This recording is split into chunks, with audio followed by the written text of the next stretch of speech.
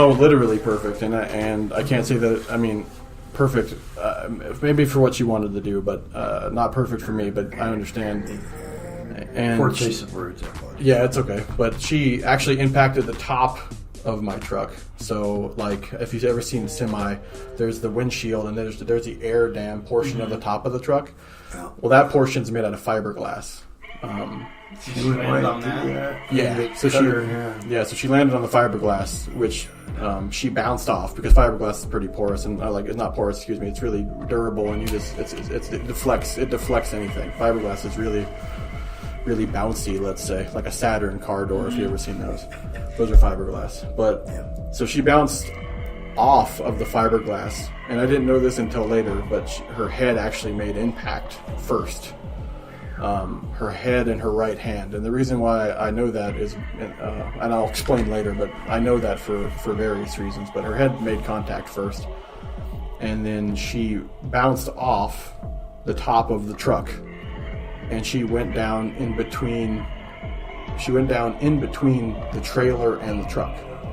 So she bounced off the top, went down. She hit her head on the refrigeration unit part as well, because there's various evidence, and which I'll explain later, that I found out where she hit.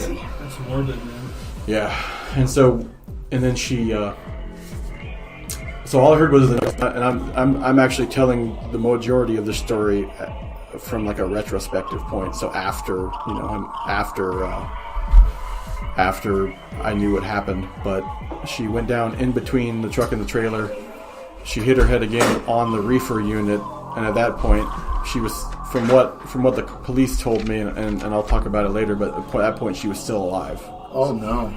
And so when she made impact with the reefer unit, she actually fell on the catwalk, which the catwalk is the portion in between the truck and the trailer where you actually walk up there and hook up the trailer, and you hook up the hoses, and you hook up all your lights and gear and all that stuff, right? So she fell on the catwalk.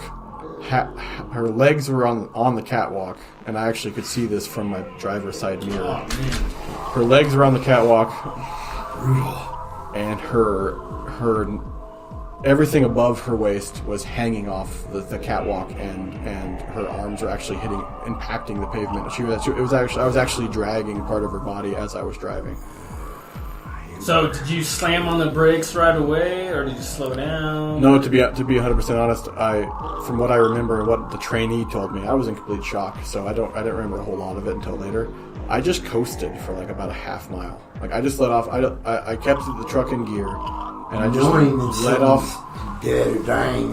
Yeah. In your rig. I let off the gas. I didn't hit the brake. I mean, when you drive a truck, the first thing I tell you is you don't want to hit the brakes most of the time. Usually brakes in any situation will make anything worse. You slam on the brakes, other people can hit you. If you're on icy or dangerous roads, you can jackknife.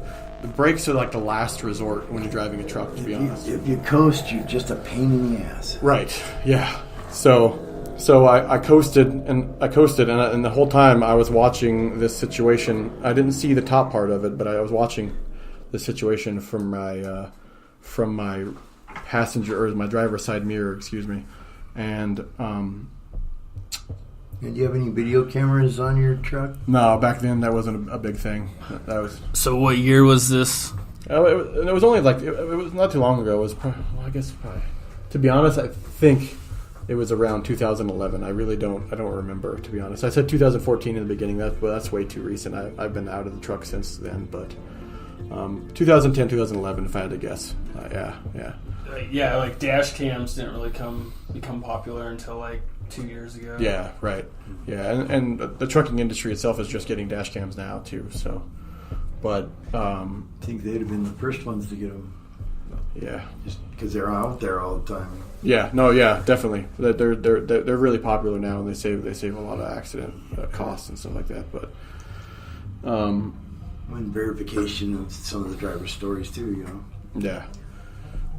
So as I begin to move over to the shoulder of the highway, because I was coasting and I was probably only doing about 30 miles an hour at that point, she actually fell off of the catwalk. Oh my God! And got ran over by not only my drive tires, which is the tires on a tractor. She also got ran over by my trailer tires. And at that point, once she fell off the catwalk, all the 75-mile-an-hour traffic started to realize something was wrong. Yeah. They see me running over somebody. So is she alive the whole time? Or over? Yeah, out of retrospect, like, only know this because the coroner and the officers both told me she didn't pass away until I ran her over with the tires. Wow. Yeah, at that point she was still alive most of the time. Conscious, I don't know, but yeah. Probably not conscious. No, I don't think so. Especially from the impact of the erosion. Well, yeah, I mean, just the initial shock of hitting your head on something, you're out. Something moving 50 miles, 80,000-pound vehicle moving 50 miles an hour, 55 miles an hour. So, yeah, I'm surprised she didn't explode on impact. You know, I think, to be honest, the only thing that stopped from that happening was the fiberglass. Yeah. I mean, the fiberglass really is. I mean, if you ever go touch a vehicle with fiberglass, you can literally push it. It's like, I mean, there's a lot of play in fiberglass, and they do that for a reason. But you should be using hemp fiberglass. Stronger than steel. Hemp, I've never seen it stronger than steel. Is it? Yeah. Wow, that's amazing. They have hemp concrete. I've heard of hempcrete. It's awesome. It's just mainly like under a microscope, it looks like just a big web. Right. And it's light. It's super, super light. Cheaper than concrete. Yeah. But I don't even know where I was. But she had it's all right. She had just. You can ask as many questions as you want. She had just literally passed away by me running her over, and I know I know that I didn't really run her over, but how else can you? Have some kind of feeling. I was driving the vehicle. Yeah. And that vehicle that I was driving ran her over twice. Oh my god.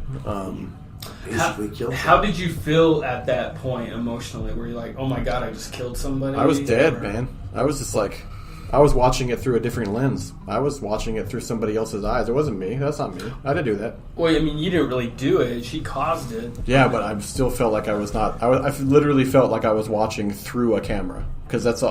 I mean, at that point, I don't know if it was my brain protecting itself from freaking out. I don't go through some heavy trauma. Yeah. And it's crazy because I'm sure that moment just felt like slow motion. Just like it felt like an hour. Yeah, it felt like it happened after over an entire hour. When really, from impact to pulling over, the whole 9 yards was probably 3 minutes. When you finally stopped, it's a long time to be dragging a body. Yeah. Oh yeah. Knowing Go ahead. Knowing that you're dragging a body. Yeah, watching it through a mirror, like those big semi-truck mirrors show the entire. I mean, they show everything on that side, other than maybe small blind spots. But I mean, yeah. So, how were you feeling when you finally pulled over? Were you just completely shocked? Is this real? Pinch me, wake me up. My first.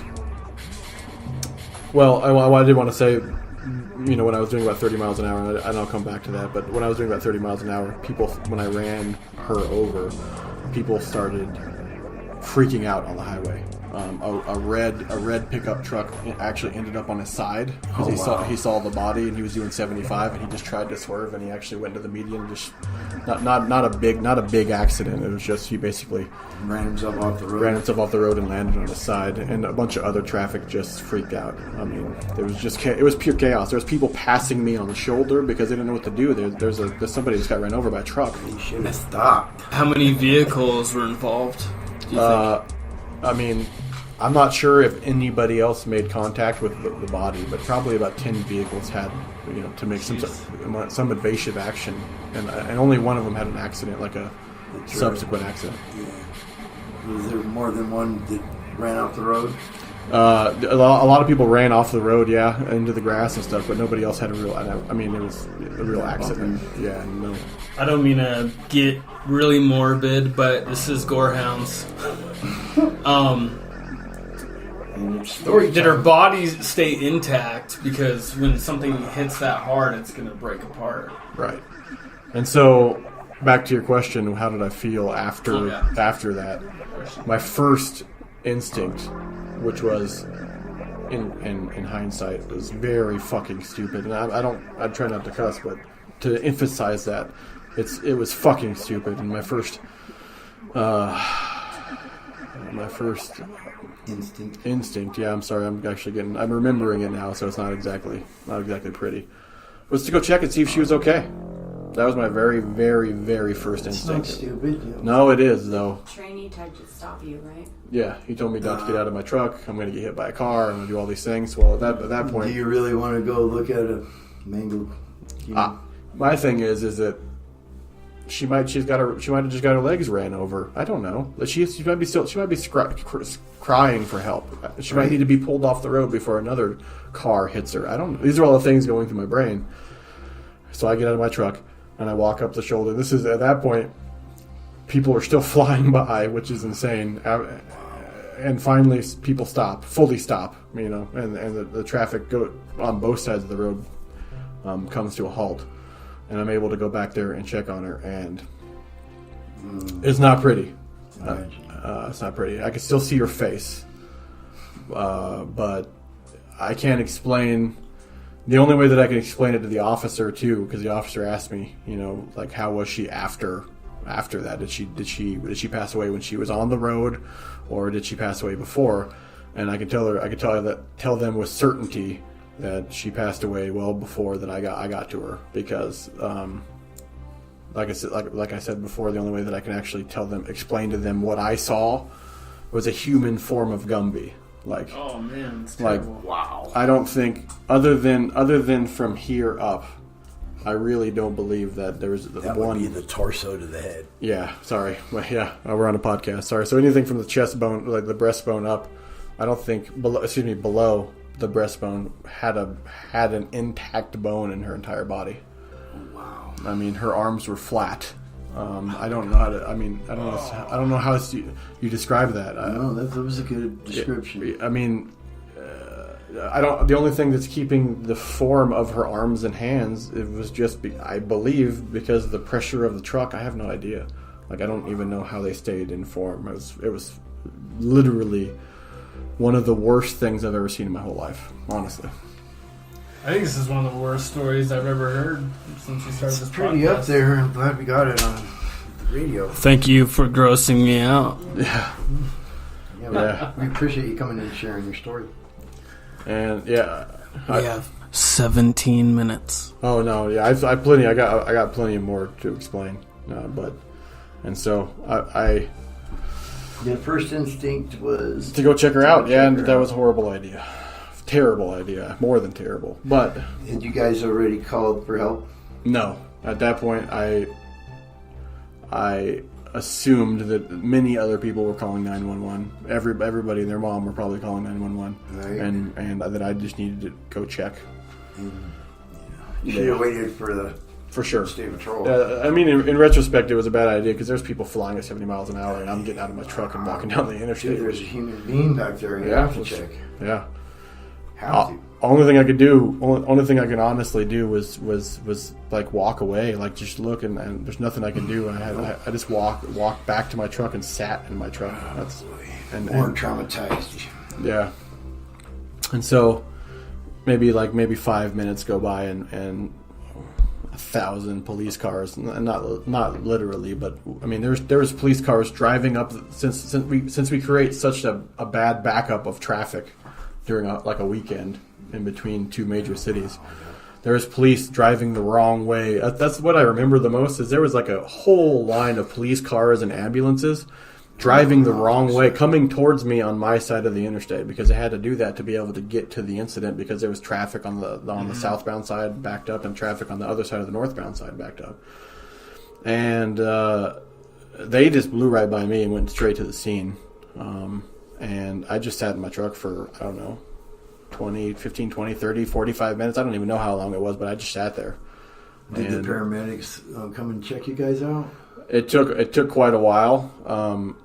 They actually asked me to move my truck. First contact I had with anybody was a police officer. Okay. And this is the same police officer that I dealt with. He was a huge guy. I just remember this. He was probably like 6'10", 300-pound dude, and he just almost eye to eye with my truck window, and That's a big boy. Yeah. And he said, "Hey, I need y'all to move your truck over there, and I'll come talk to you in a bit and just hang out." And so that's what we did. And he came and finally asked me some questions, and he grilled me pretty hard. He asked me for my logbook, asked me for my trainee's logbook. he told me he told me that I had killed somebody because he didn't know what happened at this point. Like he said